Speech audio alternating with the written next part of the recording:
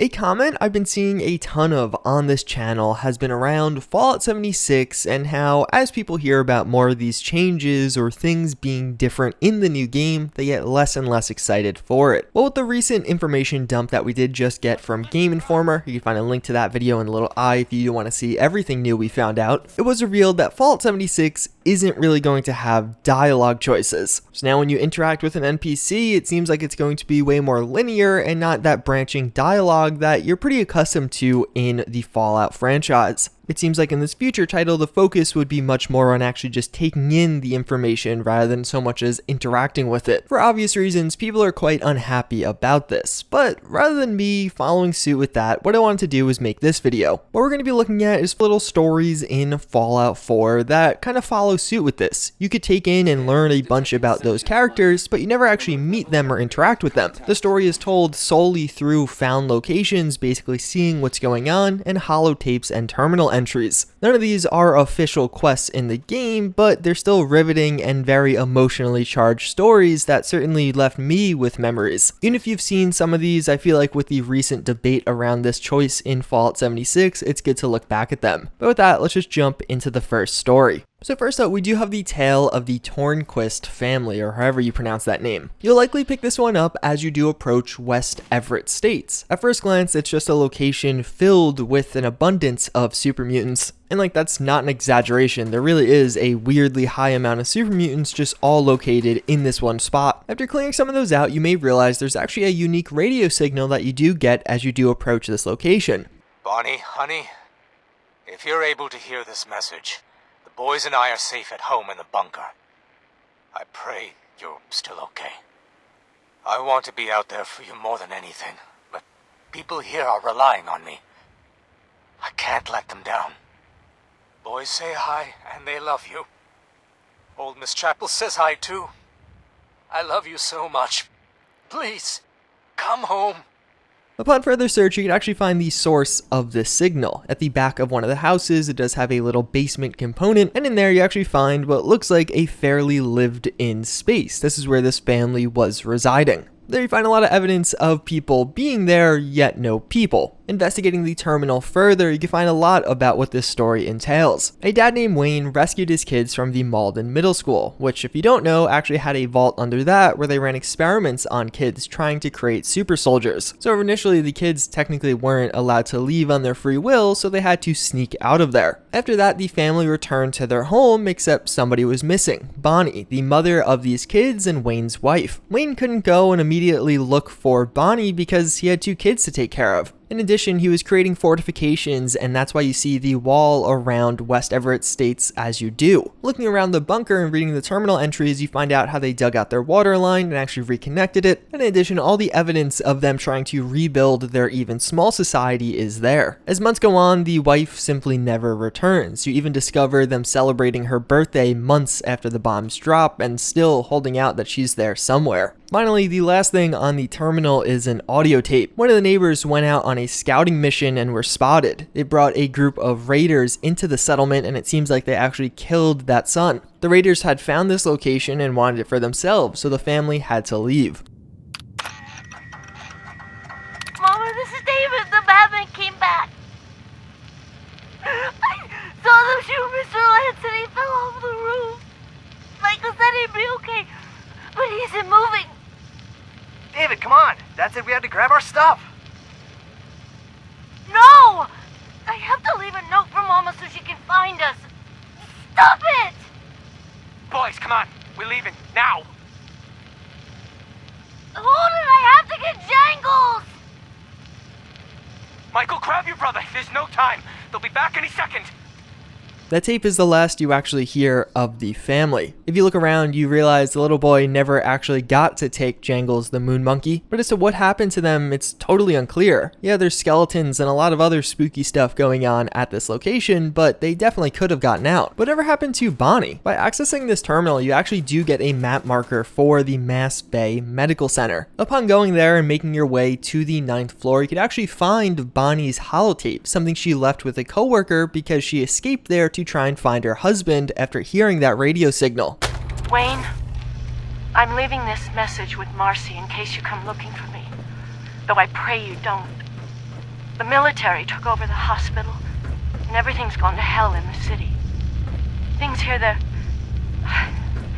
it's bad, Wayne. People are dying every day, and most of the time all we can do is watch and try to make them comfortable. One of the other nurses told me she heard a radio signal that sounded like you and the boys. I don't know if it's true, if you're still out there, but we've got a way out, and I'm gonna try to find you.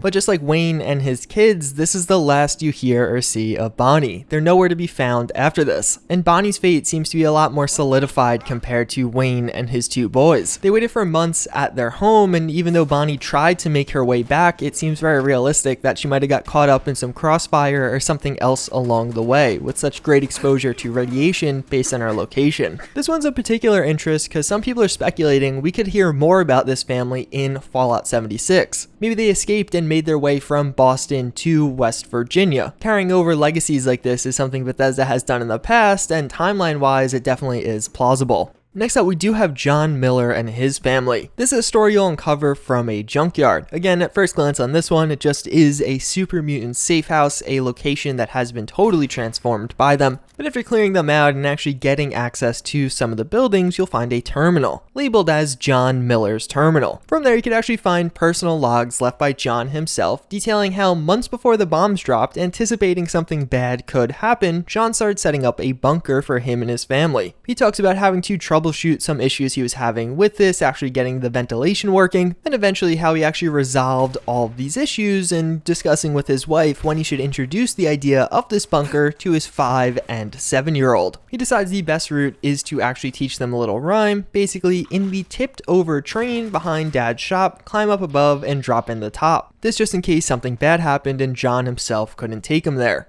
Well, after activating a secret circuit breaker, you actually can get access to this bunker for yourself. Inside, at first glance, it looks fairly standard, but upon closer inspection, you'll realize the pretty sad tale of what actually went on here. You'll find John and his wife Shelly seemingly as the two skeletons on the bed front and center. Sad, but what about the kids? Maybe they made it out okay. As you progress further, in the back of their bunker, you find 2 graves, each with candles on them and also little toys, indicating that their 2 daughters were buried here. Whether this means they never actually made it from the initial bombs dropping or maybe suffered some ghoulification effects is totally unclear. One other observation though, if you look around the bunker, there's a ton of empty cans, seemingly to hold food at one point. But at the same time, there's also no new food in the bunker. They could have made it here successfully, and then as the months passed, realized they couldn't exit, maybe from the super mutants around them. And then John, rather than letting his 2 daughters starve to death or be killed by super mutants, gave them an alternate ending. Then we do have the story of Kim Woo. Kim Woo was a young, seemingly Chinese boy that did reside in the Pearwood residences. This is an unmarked location, but it's located in the theater district within Fallout 4. You find the residence predominantly destroyed, but little blocks that do lay out Kim's name, indicating that this is where they actually lived. You find out from his terminal that something odd went on here. Basically, there was a ruckus outside and groups of people smashing arcs outside of their home. They seemingly lived in a Chinese neighborhood, and this was taking place around the time of the Red Menace, where many people in America were angry with the Chinese due to the concerns over the war and taking it out on Chinese Americans, especially in their neighborhoods. Later that day, a bus came and picked up a bunch of their neighbors and even some of his family. He details how his mom suggested as they saw the bus that they should go play on the roof, seemingly to hide him, and they never actually got on the bus. Later, he found his parents crying and he just chalked it up to them being weird. Following this event, they moved to their Uncle Marshall's house, which is on the other side of the Commonwealth. He asks when his aunt Auntie Song is going to be returning home, and he's met with nothing, that she actually had to go to a camp for a little while. Him being a kid, he gets excited and says, "Oh, I want to go to a camp, that actually sounds like a lot of fun." Throughout these logs, he also details his interactions with other kids. It seems like a lot of the other kids got really aggressive with him, trying to hurt him, kicking him, and actually having parents intervene in order to break them up. He writes it off as them just being weird, but this seemingly was due to his race, and he was just totally oblivious to it. It's detailed how his parents get more and more restrictive with him, not allowing him to play downstairs, not allowing him to play certain video games that are anti-Chinese, and finally in the last terminal entry they talk about how overnight somebody actually came into their house. He was confined to his upstairs quarters, but the next day he found a bunch of broken things and talks about how the night before he heard crying. He says how his dad and uncle said they're going to wait till nighttime and then try and make a run for it. That's the end of the terminal entries, and after that you don't know what happened to this family. If you actually go to the South Boston military checkpoint, you could find details about a Wu family. None of the names actually match up, but I think it's very likely that this could have been the aunt, or at least some of his family from their original home. The terminal talks about how the other Wu family conducted suspicious behavior and were stopped as a result, and even had their vehicle dismantled. After the military found nothing illegal, they let them go on their way. But in retaliation, the family argued and were detained anyway. Through these logs, you seemingly get a glimpse at what pre-war America looked like through the eyes of a child, and at that, a Chinese child. So those are 3 stories from Fallout 4 that I personally felt like were particularly interesting. They're basically structured in the way of little hidden quests throughout the game, and I feel like especially with the terminals, they really leave you with a lot. I honestly felt like some of these were even more interesting than quests you find in Fallout 4, because you had to work to find out more information. You had to make interpretations, and a lot of times you don't even get a satisfying conclusion. I hope they expand with this a little bit in Fallout 76. Hopefully there are more hard-hitting conclusions and more evidence or trails for you to follow. I certainly hope that Fallout 76's entire story doesn't look like this, but if components of it are made up of quests similar to these, I definitely wouldn't be disappointed. As always, again, I thank you all for watching. Hopefully you enjoyed this video, but with that, I hope to see you guys all next time. Later.